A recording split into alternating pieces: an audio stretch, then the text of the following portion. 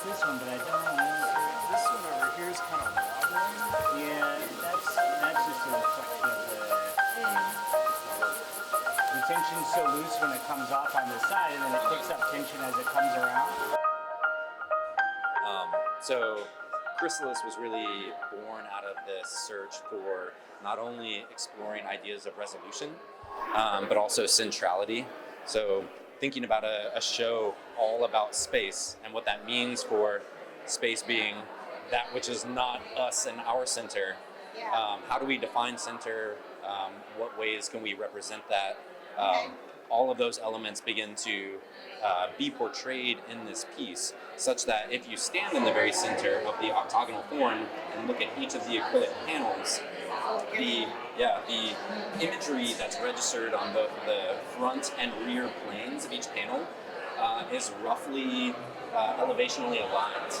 But as soon as you move out of center, you start to see how the depth of plane actually causes a disjunction or the illusion of such. Okay. And so only from the center can we understand our surroundings, much like how we perceive space. Right. So here on Earth, we sort of relate to things based on their distance to us or from us.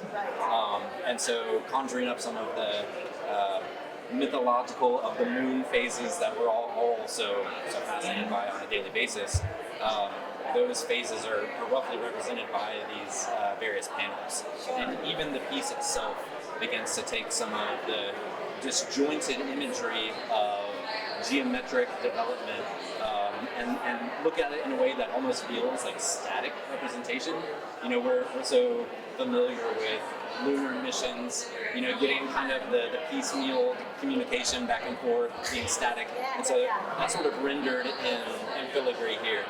But as you move up the piece, it gains sort of a higher resolution until it turns into a curve. And naturally, you know, curves happen so frequently in nature, they're very difficult for humans to construct artificially. But we've become much better at that over time based on our technology. So all of this is meant to sort of imbue those notions. On where you are. It can be, yes. Thinking about mathematically how we define geometry, curves in geometry, and math really treated as a language to help define natural phenomena that we experience every day. And so again, we now knowing that we may not be technically the center of the universe, it's still based on our perception from our own or collective psyche. Right, so we only understand things based on our sort of central notion of physical, psychological understanding. Interestingly enough, I would say it wasn't necessarily space that initiated this body of work, but rather questioning revolving around our use of technology and technological essence. So today, we often call our phones, our TVs, our screens technology, but really that's what I would call the toolness of technology. It's kind of the manifestation of a more basic technological urge and motivation. That true essence is what sort of drives us to attempt to gain greater and greater resolution, whether that's clarity of understanding of our world and the universe around us, or just become more efficient in any aspect of daily life. You know, from the wheel becoming a mode of transportation to anything else that we would consider technology. It's always that attempt to sort of go beyond to find greater efficiency and resolution in. But this piece is, I would say, an iteration of some of the other work, and this describes kind of a distilled version of the idea of that resolution, increasing resolution, and how that mathematical language would describe a sphere as a series of points along the surface. And so this distills that down in a very architectural sense. So one of the inspirations actually came from an architectural exploration of material science. We're typically used to copper showcasing a green patina. That's how we typically see it oxidize over time. Through a different chemical process, this black oxidation, this black patina, is actually another representation of that same general process. And so to very simply showcase that and represent it in such a way that the moire effect gives one kind of an ethereal understanding of sphere, even though it's made of a series of points or lines in this case, was one way in which I was sort of fascinated to explore that notion. All of that really speaks to the idea that from various perspectives you may gain greater or maybe more diffuse understanding of what we're seeing. So like you said, in some aspects you might see very vividly the curvature of what appears to be a sphere, and in some, from different angles, different perspectives, that understanding may sort of retreat and be less clear. I would just say I hope people will kind of enjoy exploring different ways of seeing some of the phenomena that we interact with every day. So whether it be kind of an outer space motivated or inspired representation, a lot of these things are present in our everyday, and so I hope that the experience in the gallery translates to maybe people looking more deeply into the world around them, just in the everyday, in kind of the quotidian acts of each and every day. Absolutely, yes. I'm so honored to be a part of this show. Knowing that GreenHill has been such a pillar in the Greensboro community for such a long time. It's their 50th anniversary, as you probably know, this year, and a lot of programming has gone into the way that this show will be interacted with throughout the course of today's opening all the way to mid-June. And it's really inspiring to be included amongst the other artists that are showing here. There's such a broad range of work from such talented people. I love that I can be a part of the arts community here and participate in that.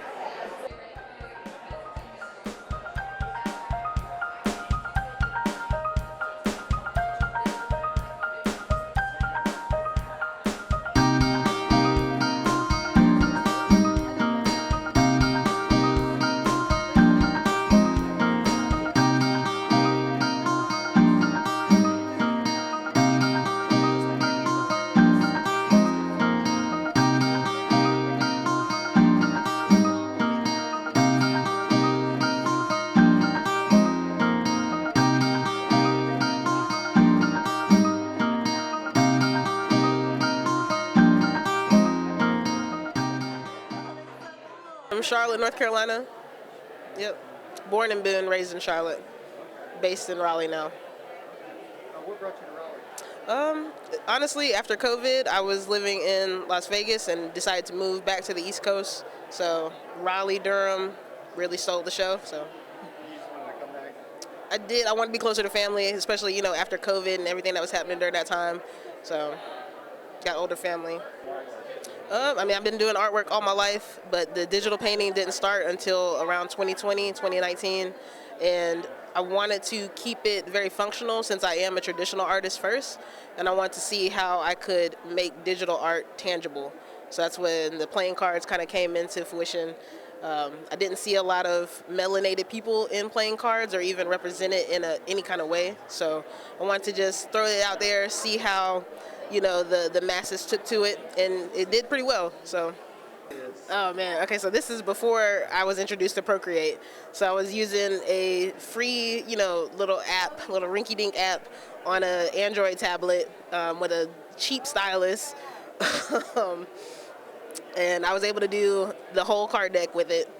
And it wasn't until after I had already produced the card deck that I found Procreate, and I was like, oh my God, wish I would have found it sooner, but I think it still came out pretty well. I think I still executed it, nicely. Not being really adept at digital work, it did take me a little bit longer than it would now. Probably about at least 3 weeks to do each one. And then working on them simultaneously, it would take about 2.5 weeks, still about 3 weeks. Doing a lot of collage work and then kind of, manipulating brushes onto that as well. My inspiration for doing any of the work, especially the cards, because they all kind of tie in together, is showing the bigger picture that we all encompass and that we all make up. Just the light within us and having that projected outwards. That's what I really want to convey with my work. Showing that we are all connected. Even though we might not look like it or sound like it, we all are one. Yes, empowerment, just self-empowerment. That's what I really want everybody to get. Like, you are powerful in your own right, Don't ever let anybody take it away from you or make you feel lesser than, Yes, so E.D. Carpenter contacted me. I had no idea about GreenHill at first, but when I got into the space, a lot of art contemporaries and friends of mine, they were already in here. So I was like, man, I've been missing out this whole time. So very, very grateful that they hit me up and even invited me to be a part of the show.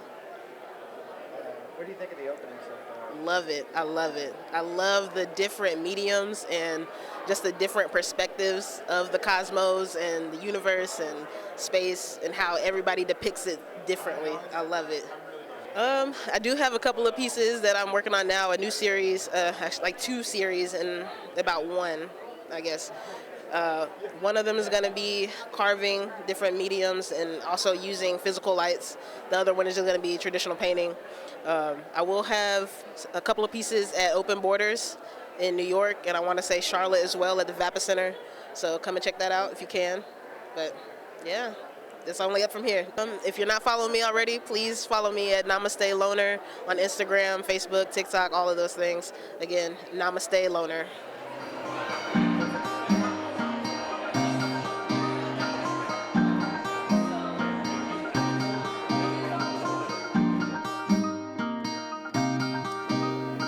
Hi, my name is Tim Rickard. I'm an illustrator and cartoonist, and I'm part of the LEAP exhibit here at GreenHill Gallery.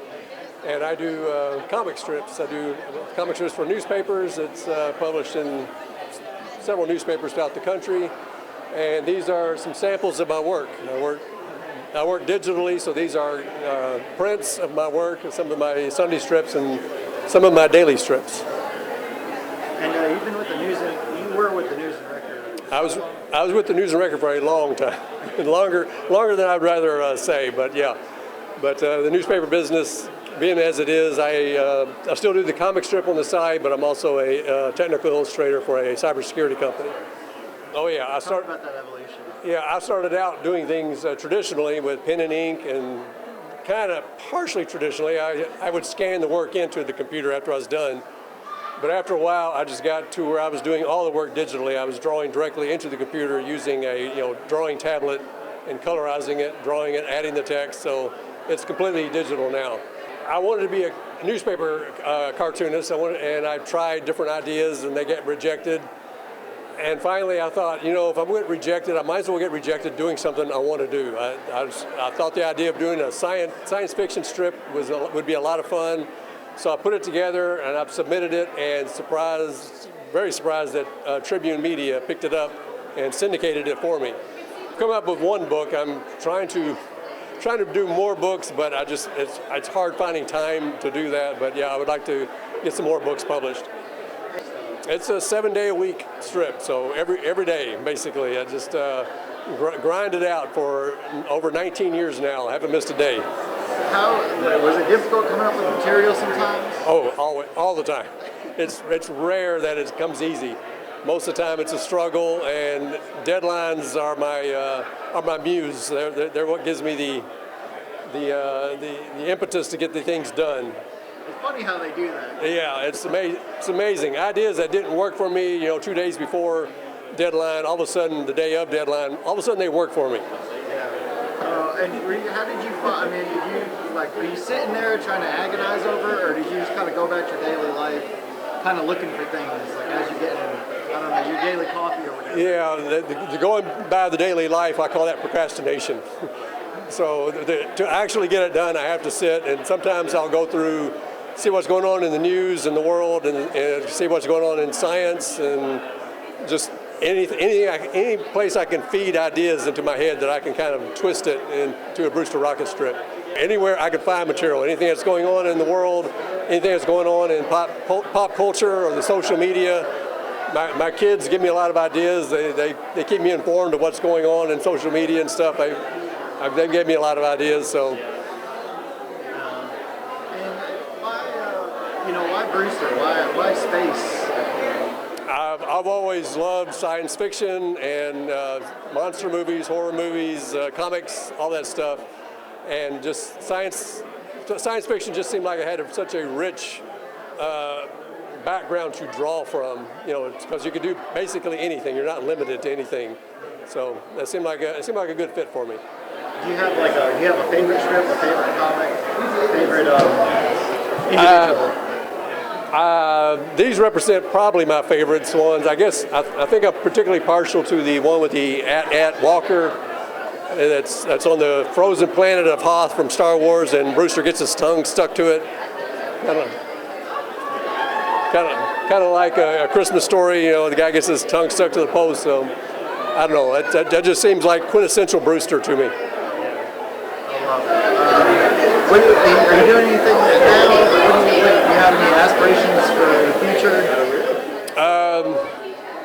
I'd love to turn it into something, some other form of media, maybe animated or something. I've talked with different people over the years. So far, nothing's happened, but still haven't given up on that. Is there anything you want to add here that I have not added already? No, not really. I love all the art here, and I feel a little out of place. I feel like because you got all these great paintings and art and stuff, and I got these little comic strips up here. I feel like I was here by mistake or something, but. No, I assure you, if Edie put you here, it wasn't by mistake. Right.